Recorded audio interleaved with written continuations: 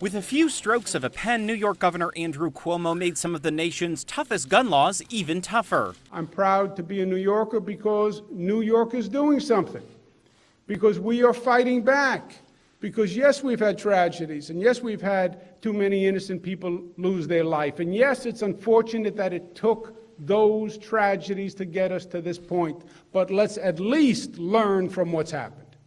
Let's at least be able to say to people, yes, we went through terrible situations, but we saw, we learned, we responded, and we acted, and we're doing something about it. We are not victims. The bill's passage came just 1 month after the Newtown schoolhouse shooting that left 20 children and 6 adults dead in nearby Connecticut.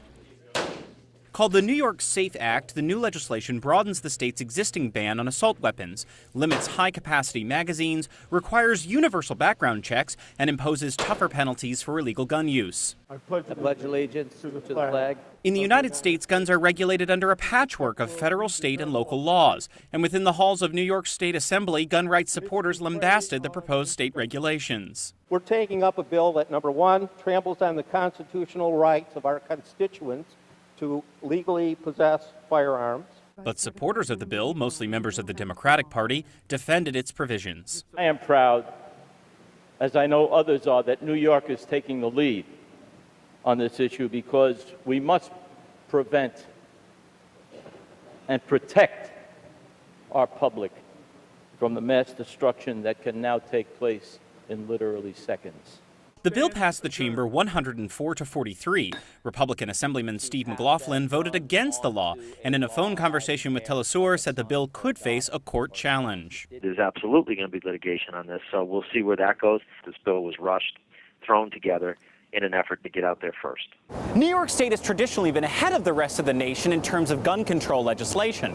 Already, U.S. President Barack Obama has unveiled his proposals to limit gun violence, including many provisions in New York's new bill. But advocates on both sides of the issue say they're girding for a long fight ahead. He's just another elitist hypocrite when it comes to a fair share of security. Already, the National Rifle Association, or NRA, has unveiled an ad criticizing President Obama for offering his children armed protection while resisting efforts to put armed guards in schools. Fact-checkers quickly debunked the ad, saying the president has no choice but to accept Secret Service protection for his family and has not said outright that he opposes more armed security. And setting region against region, Texas Attorney General Greg Abbott began buying internet advertising encouraging gun-owning New Yorkers to relocate to Texas, where gun laws are more lax. In an interview with TeleSUR last fall, the executive director of New Yorkers Against Gun Violence said gun control needs attention on the federal and constitutional level. All the freedoms guaranteed under the First Amendment, those all have to do with whether or not you're safe in public spaces, you can speak, you can assemble with your friends, you don't have to worry about